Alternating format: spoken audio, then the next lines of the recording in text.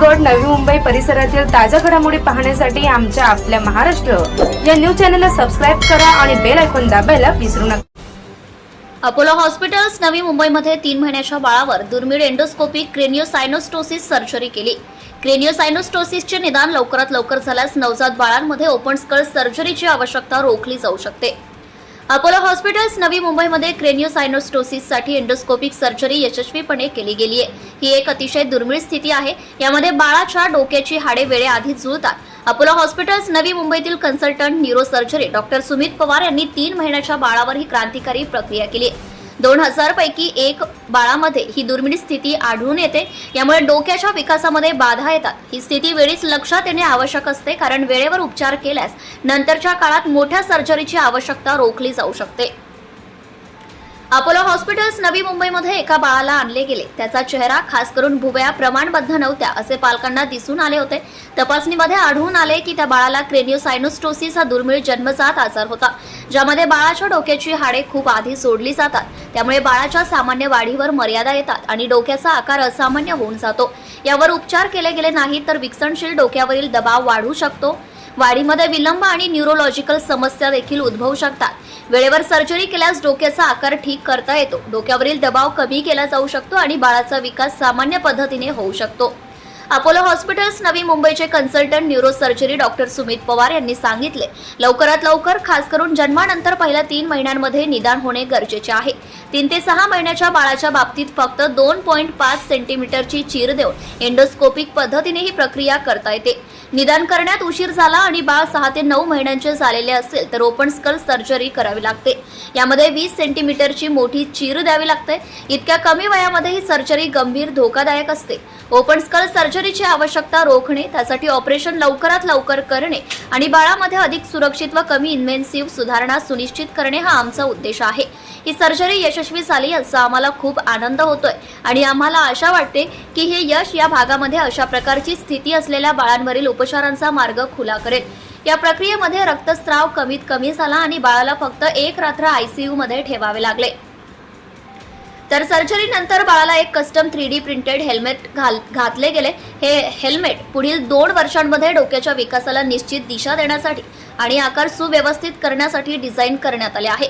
नियमित follow up visit दरम्यान याची काळजी घेतली जाईल की हेल्मेट डोक्याच्या सामान्य विकासासाठी योग्य प्रकारे ऍडजस्ट करण्यात आले आहे.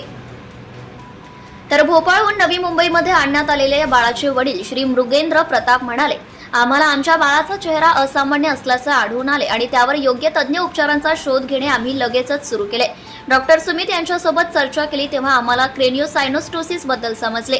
आम्हाला उपचारांमध्ये उशीर करून धोका पत्करायचा नव्हता, कारण त्यामुळे आमच्या बाळाच्या विकासावर विपरीत परिणाम झाला असता.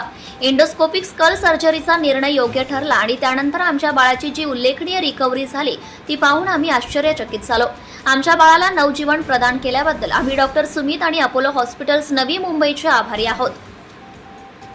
तर अपोलो हॉस्पिटल्सचे वेस्टर्न रिजनचे रिजनल सीईओ श्री अरुणेश पुनेथा यांनी सांगितले, अपोलोमध्ये आम्ही प्रगत तंत्रे आणि डॉक्टर सुमित पवार यांच्यासारख्या उच्च कुशल डॉक्टरांची नैपुण्य यांच्यासह जागतिक स्तराच्या आरोग्य सेवा प्रदान करण्यासाठी बांधील आहोत. क्रेनियोसायनोस्टोसिससाठी ही क्रांतिकारी सर्जरी सर्वात जास्त गुंतागुंतीच्या स्थितीसाठी देखील कमीत कमी इन्व्हेन्सिव्ह उपाय प्रदान करण्याच्या आमच्या समर्पणाचे उदाहरण आहे. या प्रक्रियेचे यश आमच्या हॉस्पिटलच्या क्षमता दर्शवते आणि इतर कुटुंबांना आशेचा किरण दाखवते की बाळांवर जास्त इन्व्हेन्सिव्ह उपचार न करता देखील सर्वोत्तम देखभाल केली जाऊ शकते. पीडियाट्रिक न्यूरोसर्जरीमध्ये आघाडीवर राहणे आणि सर्वात कमी वयाच्या रुग्णांसाठी अभिनव व सुरक्षित पर्याय प्रदान करणे हा आमचा उद्देश आहे. आपला महाराष्ट्र 24 साठी सुनील ठाकूर, नवी मुंबई. सबसे पहला अपना नाम बताइए और आज जो यहाँ पर अपोलो हॉस्पिटल में प्रेस कॉन्फ्रेंस रखा गया था, खास करके जो बच्चे हैं उनके ऊपर क्या कहना चाहिए? मैं डॉक्टर सुमित पवार हूँ. मैं एक न्यूरो सर्जन हूँ और अपोलो हॉस्पिटल न्यू मुंबई में काम करता हूँ. आज का जो केस हम डिस्कस कर रहे हैं वो बहुत रेयर बीमारी है छोटे छोटे बच्चों की, क्रेनियोसायनोस्टोसिस. इसमें शीर्ष अस्थि संगठन ये उसका एक नाम है जो हमने उसको दिया है, क्योंकि इसके लिए कोई मराठी या हिंदी में प्रतिशब्द नहीं है. शीर्ष मतलब सर के अस्थि मतलब हड्डी का संगठन हो रहा है. जो टालू होता है वो वक्त के पहले ही बंद होता है, एक पार्ट उसका बंद होता है जिसको सर का आकार माप बदल जाता है. और अगर ज़्यादा सीवियर हो तो बच्चों में लर्निंग डिसेबिलिटी मतलब सीखने की क्षमता या बात करने की क्षमता उसमें तकलीफ बच्चों को हो सकती है।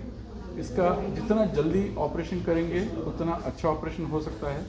नॉर्मली जब हम ये ओपन ऑपरेशन करते हैं तो ओपन ऑपरेशन 6 महीने से 9 महीने के बीच में करते हैं, जो थोड़ा बड़ा ऑपरेशन होता है पर बहुत सक्सेसफुल होता है। उससे भी अगर पहले बच्चे हमारे पास आएंगे, अगर 3 से 6 महीने के बीच में आएंगे तो हम लोग उसके लिए एंडोस्कोपिक ऑपरेशन द्वारा ये शस्त्रक्रिया कर सकते हैं। एंडोस्कोपी में 20 सेंटीमीटर के बजाय 2 सेंटीमीटर का कट लेके हम ये ऑपरेशन कर पाते हैं और बच्चे को परफेक्ट एप्रोप्रिएट रिजल्ट दे पाते हैं। 2 या 3 दिन में बच्चा का डिस्चार्ज हो जाता है। उसके बाद उसे 3D प्रिंटेड हेलमेट पहनने की ज़रूरत पड़ती है। ये हेलमेट वो कम से कम 18 से लेकर 24 महीने तक पहनेगा और उसके बाद उसका शेप जो स्कल का है वो नॉर्मल हो जाता है। उसके बाद नॉर्मल शेप के साथ वो बिना हेलमेट के ग्रोथ उसकी नॉर्मल हो सकती है। सर इसके लक्षण क्या होते हैं, कैसे पता चलता है कि डिजीज़ है? तो पैदा होने के बाद जो डॉक्टर या माँ या पिता बच्चे का सर का माप देख के उनको समझता है कि ये माप बराबर नहीं है, आकार कुछ तो गड़बड़ है। या तो त्रिकोणी शेप होता है या तो कभी कभी लंबा होता है, कभी कभी ऊपर से बढ़ जाता है। आँखों का जो रचना होना चाहिए कि ऊपर इतना फोरहेड आँखें और फिर मुंह इतना होता है, नाक और मुंह, कभी कभी फोरहेड एकदम ज़्यादा टावरिंग हो सकता है। इन देख के ही समझ जाएगा कि बच्चे में कुछ तो एबनॉर्मल है, पर उसका कंफ्यूजन नहीं होता है कि एग्जैक्टली ये जन्म पैदा होते वक्त कुछ प्रेशर की वजह से चेंज हुआ है या फिर एक बाजू सुराने की वजह से शेप में बदल है या फिर कभी कभी किफैल हेमाटोमा करके होता है।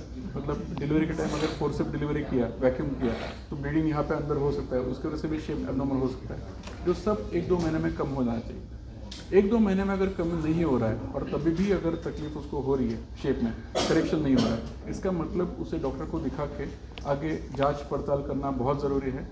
CT स्कैन इसका सर्वसाधारण उसमें समझ आता है, हमें सबसे बेसिक टेस्ट है और उसमें हमें पूरी जानकारी मिल जाती है कि कुछ फ्यूचर्स में तकलीफ है या सब ठीक है। सर क्या जन्म से पहले एक ही?